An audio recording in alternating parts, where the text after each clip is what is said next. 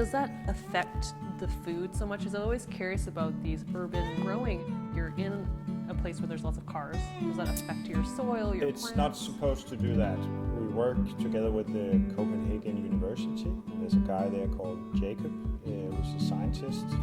He's made a report about growing food in Copenhagen. From his report, it says that there's no problem at all. There's two things you need to have in mind. There's the soil and there's the air. For the air, we as people, we just inhale it all. Right. All the things we don't need, it also goes into our system. But the plants only inhale what they need. Even though there's toxic in the air from the cars, doesn't mean that it's going to go into their system. And we are on a roof, and it's usually the heavy metals that is lying in the ground from the cars, so it's not reaching the third floor as much.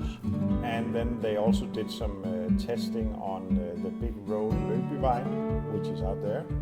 They found out that if you're standing right in front of the road, then the intensity of chemicals is high. But if you go behind a fence or a hedge or something, the intensity becomes way lower. Oh, that's all it So takes. you don't have to move very far away from the roads before it becomes less and less. For the soil and contamination, it's the same thing, is that we have an area with the Danish Railways, DSB, and they have apple trees there. And you might think that they were glowing in the nighttime, the apples, right? Because there's been a lot of contamination out there. But they don't.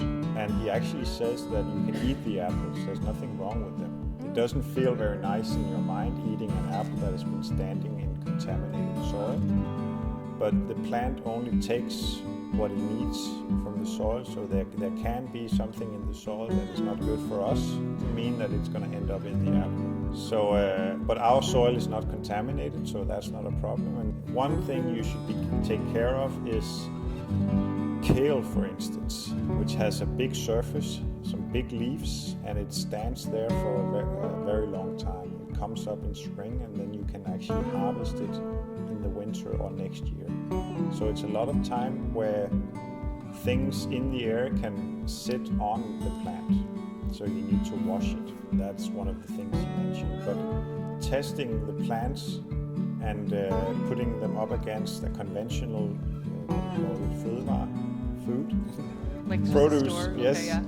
And putting those two up against each other, the amount of pesticides and things we don't need in our system is still way higher than the things grown in the city.